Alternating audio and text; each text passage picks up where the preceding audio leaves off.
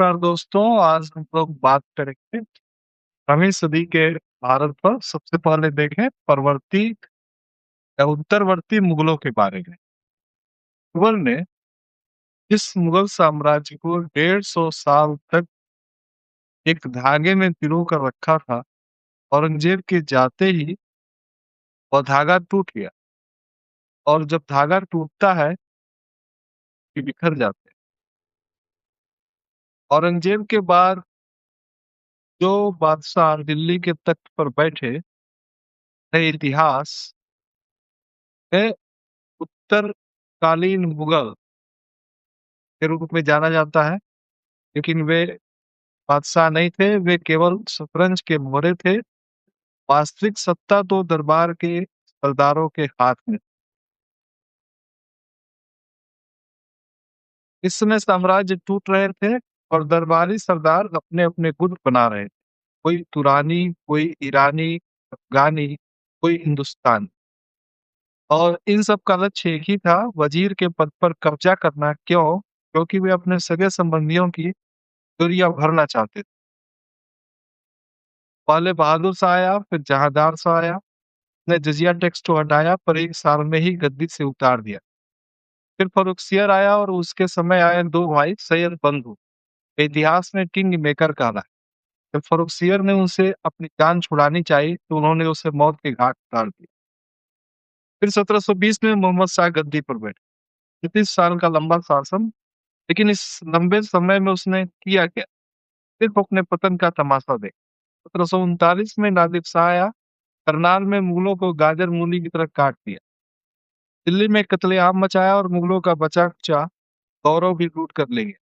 के बाद के राजा अहमद शाह, आलमगीर, शाह आलम सिर्फ नाम के राजा थे। उनकी हैसियत अपने ही महल में कैदियों जैसी।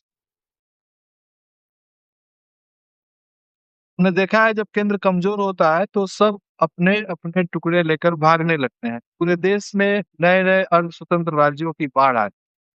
बंगाल में मुर्शिद कुली खां स्वतंत्र हो गया, जिसने मुर्शिदाबाद को अपनी राजधानी बनाया। दक्कन में चिनकिलिच खां, जिसे निजामुल मुल्क कहते थे, उसने हैदराबाद में आसफ जाही वंश की शुरुआत की। अवध में सादत खां और सफदरजंग राजा बने। दिल्ली के उत्तर में मुगल सूबेदार अफगानों और नादिर शाह के हमलों से कमजोर हुए। पंजाब की धरती पर सिखों की एक महान और अदम्य राजनीतिक शक्ति का उदय हुआ। सरजाटों ने भरतपुर में अपना राज्य खड़ा कर दिया। अकबर के समय जो राजपूत मुगल साम्राज्य के सबसे बड़े खंभे थे, औरंगजेब के हस्तक्षेप के कारण वे बागी हो चुके थे। औरंगजेब के बाद उन्होंने खुद को आजाद तो किया, लेकिन वे आपस में ही इस कदर लड़े कि अपनी सारी ऊर्जा नष्ट कर दी। यद्यपि इसी दौर में आमेर के सवाई राजा जयसिंह जैसे कुछ अनूठे शासक भी हुए, जिन्होंने खूबसूरत जयपुर शहर बसाया और दिल्ली, जयपुर, उज्जैन में विज्ञान और खगोल के लिए वेधशालाएं बनवाई। लेकिन वे अपवाद थे। बाकी सभी राजपूत शासक आपस में ही संघर्ष कर रहे थे। दक्षिण में एक और सितारा चमका, हैदर अली और उसका बेटा टीपू सुल्तान। एक मामूली सैनिक से मैसूर का सुल्तान बनने वाले हैदर अली और टीपू ने सेना को आधुनिक बनाया, हथियार बनाने के कारखाने खोले और दुनिया की हलचलों पर नजर रखी। लेकिन पूरा भारत एक नहीं था। हर कोई अपनी अपनी अपना अपना गुट अलग बना रहा। इसी बीच महाराष्ट्र में पेशवाओं का उदय हुआ। इस पूरे दौर में जो शक्ति मुगलों की जगह ले सकती थी, वे थे मराठे। शिवाजी का बोया हुआ बीज अब एक विशाल वृक्ष बन चुका था। काहू की छत्र छाया में पेशवाओं का उदय हुआ। पहले बालाजी विश्वनाथ और फिर उसका बेटा बाजीराव प्रथम।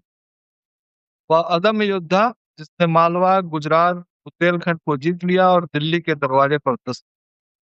उसके बाद बालाजी बाजीराव। इस समय मराठा साम्राज्य अपने चरम पर पहुंच गया। पंजाब से लेकर उड़ीसा तक भगवा लहराने लगा। लेकिन मराठा शक्ति के भीतर भी एक गहरा रोग था।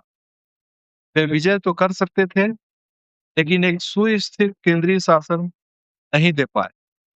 वे चौथ और सरदेशमुखी टैक्स वसूलने में व्यस्त रहे, इससे उन्होंने आस-पास के अन्य भारतीय शासकों और जनता की सहानुभूति खो दी।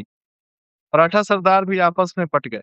पुणे में पेशवा, बड़ौदा में गायकवाड़, नागपुर में भोसले, इंदौर में होलकर और ग्वालियर में सिंह।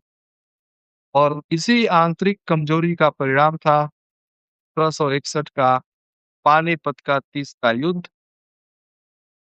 अफगानिस्तान से अहमद शाह अब्दाली भारत आए। उसने अवध के नवाब और रुहेलों का समर्थन जुटा लिया, लेकिन मराठे अकेले थे, क्योंकि उनके तौर तरीकों से नाराज होकर न राजपूत, जाट और नए सिख की मदद के लिए आए।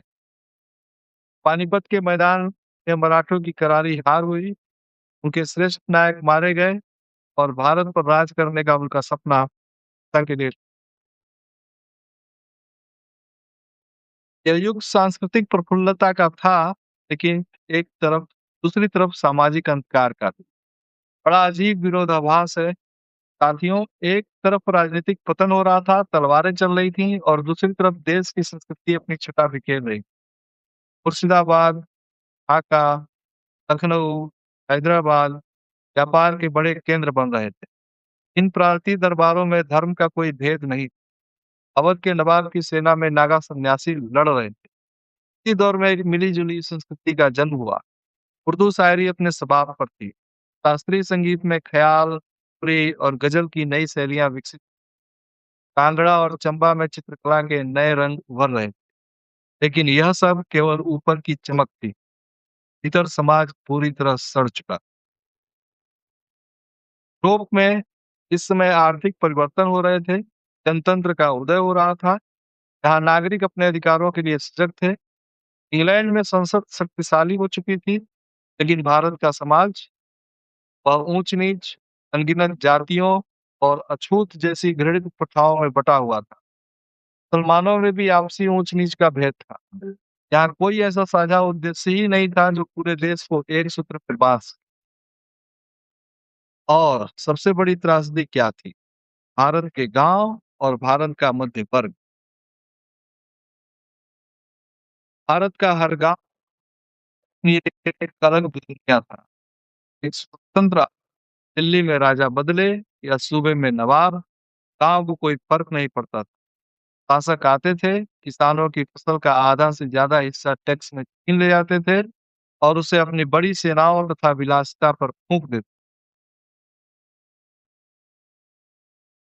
यूरोप में जो व्यापारी धनी हो रहा था, वह नया हुनर, नई मशीनें और तकनीक जैसे औद्योगिक क्रांति विकसित कर रहा था।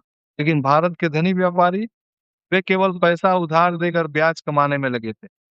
वो उत्पादन के नए तरीके खोजने से पूरी तरह उदासीन। भारत की ये राजा और नवाब बाहरी दुनिया की घटनाओं से एकदम बेखबर थे। उन्हें पता ही नहीं था कि समुद्र के रास्ते आया व्यापारी केवल तराजू लेकर नहीं आया है, उसके पीछे आधुनिक विज्ञान, कूटनीति और तोपों की ताकत है।